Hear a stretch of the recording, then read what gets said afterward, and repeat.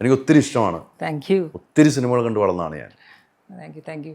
ഞാൻ പഠിക്കുന്ന കാലത്തൊക്കെ സിനിമ കാണുമ്പോൾ ഏത് സിനിമയിൽ നോക്കിയാലും ഒരു വേഷത്തിൽ അവിടെ ആ ഉണ്ട്. സമയത്തൊക്കെ ഇഷ്ടംപോലെ പടങ്ങൾ എത്രയോ സിനിമകൾ അല്ലേ? എത്ര സിനിമയായി? കുടുംബ കഥകളാണല്ലോ. എത്ര സിനിമയായി? ഞാൻ നോക്കിയിട്ടില്ല. അല്ല, ഞാൻ ഇന്ന് നോക്കിയിട്ട് ഞാൻ അത്ഭുതപ്പെട്ടിരിക്കുക. ഞാൻ അടിച്ചു കൊടുത്തതിന് അങ്ങ് വരുവാണ്. അത് ശരിയാ, ഇഷ്ടംപോലെ ഉണ്ട്. അതൊക്കെ ഞങ്ങളൊക്കെ അഭിനയിക്കുന്ന സമയത്ത് 13-14 സിനിമ വരെ ചെയ്തിട്ടുണ്ടായിരുന്നു ഒരു വർഷത്തിൽ. അന്നൊക്കെ ആർട്ടിസ്റ്റുകൾ ഇത്ര ചെയ്തു എന്നൊക്കെ പറഞ്ഞിട്ട് വരുമല്ലോ. അപ്പോൾ അത്രയും പടങ്ങൾ ചെയ്തിട്ടുണ്ടായിരുന്നു ഓരോ വർഷവും.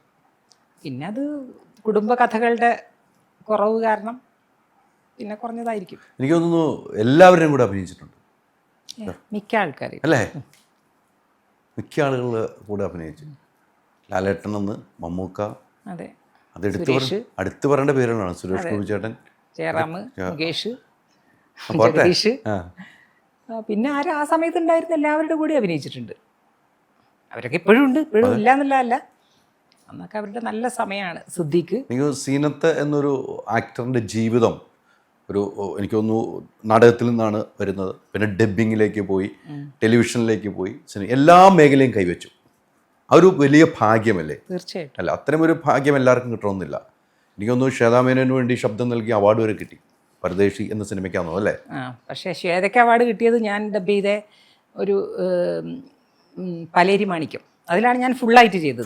മറ്റേത് 2 ആളായിരുന്നു ചെയ്തിരുന്നത്. ഞാനും ചേച്ചിയും കൂടെയാണ് ശ്വേതയ്ക്ക് ചെയ്തിട്ടുള്ളത്. അതിനേക്കാൾ എനിക്ക് പ്രാധാന്യം പലേരി മാണിക്യം. പക്ഷെ ആ ഡബ്ബിംഗ് ആർട്ടിസ്റ്റ് പിന്നെ നമ്മുടെ സ്വയം സിനിമ വരുമ്പോൾ നമ്മുടെ ശബ്ദം തന്നെയാണ് കൊടുക്കുന്നത്. അതെ, അങ്ങനെ വരുമ്പോൾ എന്തെങ്കിലും ഡൗട്ടുകൾ വരുമോ? നമ്മളെ ശബ്ദം കൊണ്ട് വേറെ ആൾക്ക് കൊടുക്കുന്നു, നമ്മുടെ സിനിമയിൽ നമ്മൾ തന്നെ ചെയ്യുന്നു. അതെ. പക്ഷേ ഞാൻ ശ്വേതയ്ക്ക് ആയതുകൊണ്ട് ശ്വേത നായിക ലെവലിൽ നിൽക്കുന്ന പെൺകുട്ടിയാണല്ലോ. അപ്പം എനിക്ക് അത്ര പ്രശ്നമില്ല. ക്യാരക്ടർ റോളിന് വിളിക്കുമ്പോൾ ഞാനൊന്ന് ശ്രദ്ധിക്കും. അതാണ് ചോദ്യം. അതെ, ക്യാരക്ടർ റോളിന് വിളിക്കുമ്പോൾ പലതും ഞാൻ പോയിട്ടില്ല.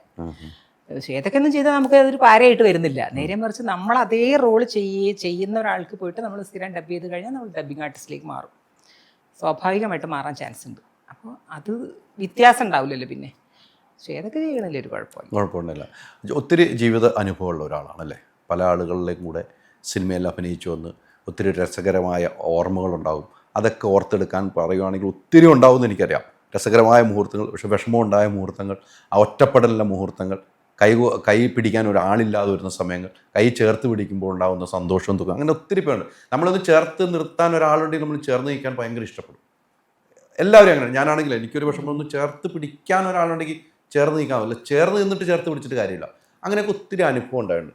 ജീവിതത്തിലെ ഏറ്റവും വിഷമസന്ധിയിലേക്ക് പോയ ഒരു യാത്ര ഏതായിരിക്കും? അങ്ങനെയുള്ളൊരു യാത്ര, വിഷമിച്ചിട്ട് പോയ യാത്ര, അങ്ങനെയുള്ളൊരു യാത്രയൊന്നും എനിക്ക് വളരെ കുറച്ച് എന്നെ, എന്ത് ദുഃഖമാണെങ്കിലും സന്തോഷമാണെങ്കിലും വളരെ കുറച്ച് സമയത്തേക്ക് എനിക്കത് നിൽക്കുകയുള്ളൂ. ഒരാളോട് ദേഷ്യമാണെങ്കിൽ തന്നെ എല്ലാം തന്നെ എനിക്ക് കുറച്ച് സമയത്തേക്ക് നിൽക്കുകയുള്ളൂ. അതുകൊണ്ട് ഞാൻ ഒരു കാര്യം, ഒരു ദുഃഖം വരികയാണ് അതിൻ്റെ മിന്നത്താലിനെ കടിച്ച് തൂങ്ങുക എന്നുള്ള സ്വഭാവം എനിക്കില്ല. നേരത്തെ ഉണ്ടായിരുന്നു. വളരെ ചെറുപ്പത്തിലൊക്കെ ഭയങ്കര ഉറക്കം വരാതിരിക്കുക. അതിൽ നിന്ന് നമുക്ക് ഓരോ അനുഭവങ്ങൾ വരുമ്പോൾ നമ്മൾ കൂടുതൽ കൂടുതൽ ശക്തി ആർജിക്കും. പിന്നെ ഒരു സ്ത്രീകൾ മിക്കവാറും അങ്ങനെയായിരിക്കും. ഒരു പരിധി വിട്ടാൽ പിന്നെ തകർക്കാൻ പറ്റില്ല, എല്ലാം അങ്ങോട്ട് കളയും. അപ്പോൾ അതുകൊണ്ട് എനിക്ക് അങ്ങനെ ഒരു ഭയങ്കരമായിട്ടുള്ളൊരു ഇത് വളരെ കുറവാണ്. ഏറ്റവും ദേഷ്യം വരുന്ന എന്തിനായിരിക്കും? ദേഷ്യം വരുന്ന, എനിക്ക് ആവശ്യമില്ലാത്ത കളവൊക്കെ പറയുകയാണെങ്കിൽ എനിക്ക് ദേഷ്യം വരും. ആവശ്യമില്ലാത്ത കളവുകൾ പറയുന്ന ആൾക്കാരെ എനിക്കിഷ്ടമല്ല. ഏറ്റവും കൂടുതൽ സന്തോഷം വരുന്ന മുഹൂർത്തം എപ്പോഴായിരിക്കും? സന്തോഷമുള്ള മുഹൂർത്തം എനിക്ക് എപ്പോഴും കുട്ടികളായിട്ട് ഇരിക്കുന്ന സമയം തന്നെ. കുട്ടികളായിട്ട് അല്ലേ? പിന്നെ യാത്രകൾ പോകും, ഫ്രണ്ട്സിന്റെ കൂടെ യാത്ര പോകുമ്പോൾ. അൾട്രാ മോഡേൺ കിച്ചൺ ഡിവൈസസ്, ഒരു കിച്ചണിൽ വേണ്ട എല്ലാ ലേറ്റസ്റ്റ് ബ്രാൻഡുകളും ഇവിടെയുണ്ട്. ലോകോത്തര ബ്രാൻഡുകൾ, original products, wide range. MyG future.